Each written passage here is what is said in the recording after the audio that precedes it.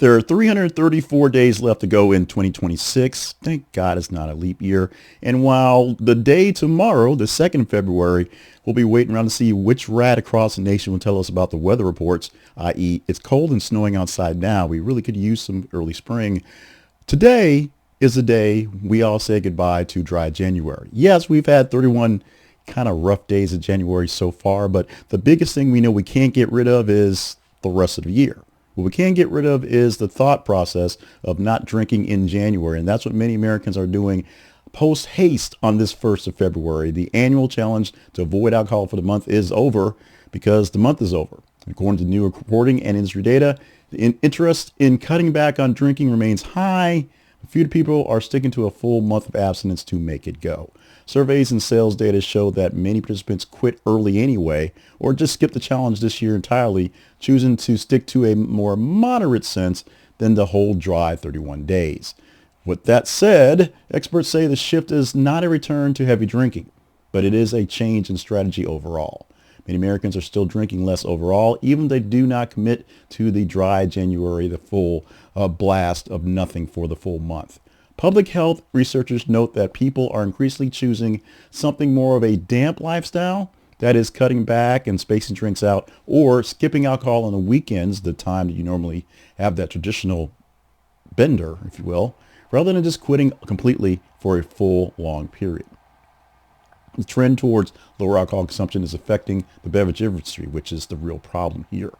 Beer, wine, and spirits makers report that declining sales, while non-alcoholic and low-alcohol alternatives are continuing to grow in their abstinence.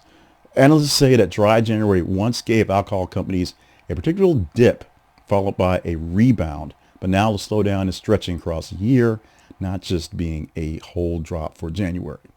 That changes how brands are planning their production and marketing 365 days in the year.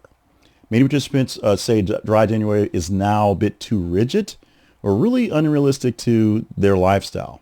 Some reports that social pressure, work events, or stress making total abstinence really hard to do. Others say they prefer long-term habits such as a short-term challenge, just not drinking for a while, or arguing that drinking less all year actually feels healthier and more sustainable than just a full month of non-free alcoholic inebriation and then just blasting it all year long for a rebound. Other experts are saying that the dry January can actually be helpful for people who are reassessing their relationship with alcohol, but is not the only path to better health. Doctors note that even small reductions in drinking can improve your sleep, your blood pressure, and your mental health.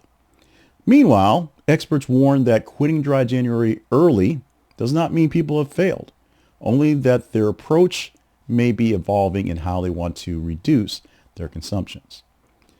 So cutting back without strict rules may be more sustainable and less stressful to everyone involved, helping people form healthier long-term habits, not just quick sprints.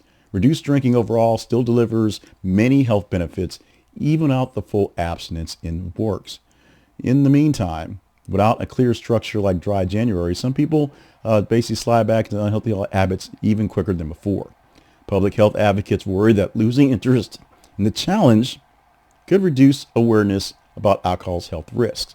And there are risks. There are some benefits, but in reality, the benefits aren't really worth the risks. It's just what it is. We as a society have alcohol in our society, so it exists. It's there. No one's going to take it away from us again.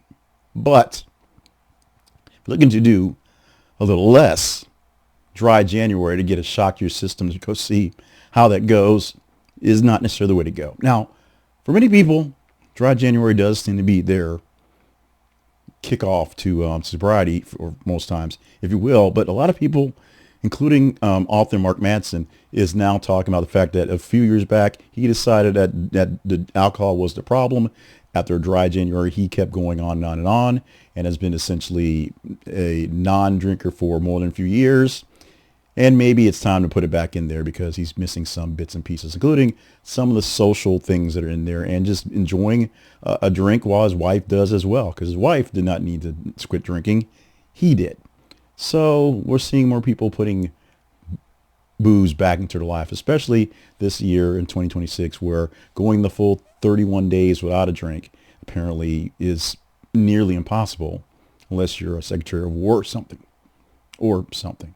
So dry January is officially over, but we found that more people unofficially gave it up weeks ago and will officially not do it in the future, or at least not do long benders of non-benders going forward. So what say you on the beverages of choice, inebriated beverages of choice, fermented, if you will? Are you going to drink a little less this year? Are you going to drink a little more this year? Because right now, there's a lot of reasons to drink. Are you going to try to do what you can to basically be a level-headed consumer all year long? Or do you just not care about dry January and you're a grown-ass adult and do what you want to? Free to do what you want to. Free to say what you want to in the comments.